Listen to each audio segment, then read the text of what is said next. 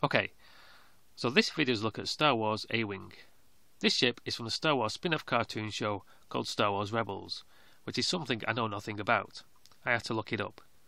It's set in between Episode 3, Revenge of the Sith, and Episode 4, A New Hope.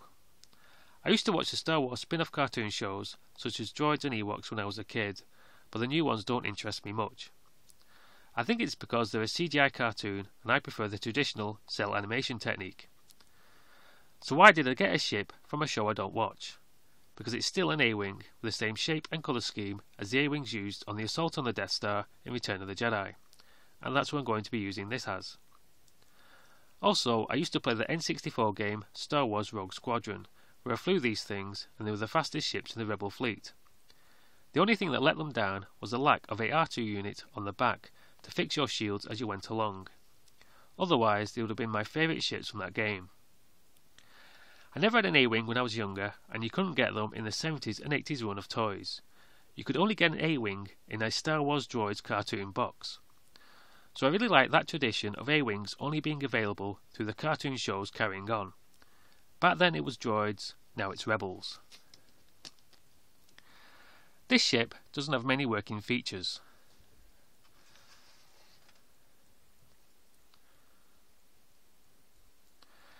It has a missile launcher on its underside and can carry 2 missiles for it.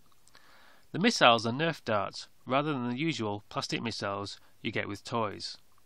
I don't know if that's because it's from a cartoon show and aimed at little kids, or if that's just the direction toys are going these days. This is a 2016 model, so only time will tell on that one.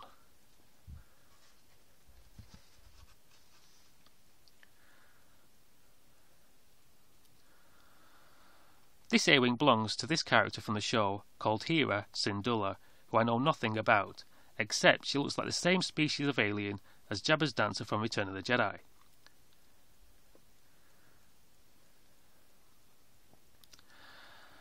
As I said, I'm using this as an original trilogy ship. I don't have an A-Wing pilot, but I do have this B-Wing pilot, but no B-Wing for him to fly, so he'll have to do until I get an A-Wing pilot. And he fits into the opening cockpit like it was meant for it.